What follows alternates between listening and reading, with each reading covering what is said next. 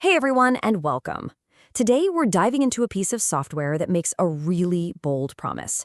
What if you could become a musician? Like, almost instantly. It's called Limouzik, and it's basically designed to be a shortcut to making music. So let's see what it's all about.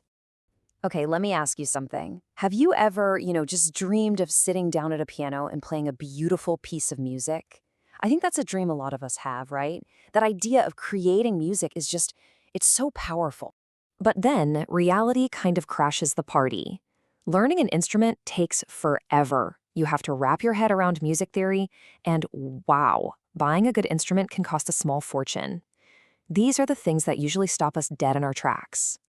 So, what if technology could just let you skip all the hard parts? That's the whole idea behind this new kind of instrument.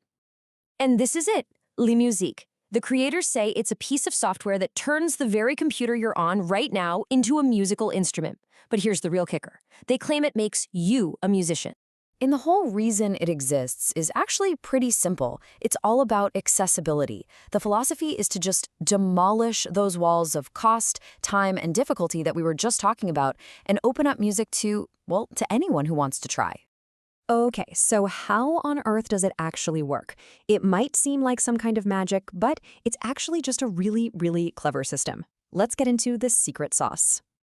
Honestly, this is the best way to understand it. You know how when you're typing, your phone just fixes your spelling mistakes? Well, imagine that, but for music. Limouzik is basically autocorrect for musical notes. The whole process is actually incredibly straightforward. First, you just pick a musical chord. The moment you do that, a smart algorithm inside the software instantly recalculates what every single key on your keyboard should sound like. So, any key you press will play a note that is perfectly in harmony. And the results of all that? You literally cannot play a wrong note. It's impossible. So if you can't mess up, what kind of music can you actually play? Well, the sky's the limit, really. We're talking everything from Beethoven to the Beatles. I mean, seriously, the software is designed to be super versatile. Whether you're into classical, some classic folk songs, modern pop hits, or pretty much anything else you can think of, Limouzik can handle it. You just find the song you want to play and you're good to go. This chart really puts it all into perspective, doesn't it? The traditional way is, years of lessons, complicated music theory or solfeggio, and super expensive instruments. The Limouzik path, you can play almost right away. You don't need any of that formal theory, and it's all just accessible software. It is a completely different way of thinking about making music.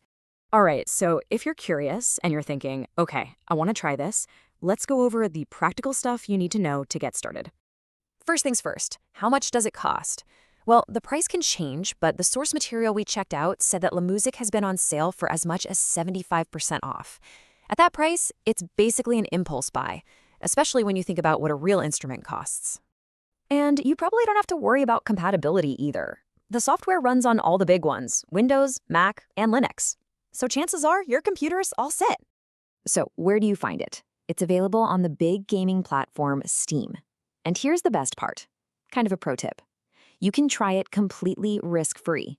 Steam has a policy that lets you get a full refund as long as you've used it for less than 2 hours. That is more than enough time to mess around and decide if it's for you. And that brings us to the end of our look at Limouzik. It's a tool that really does make you rethink what it takes to make music. So I'll just leave you with this question. If you could play any song in the entire world, perfectly, right this second, what would be the first song you'd play?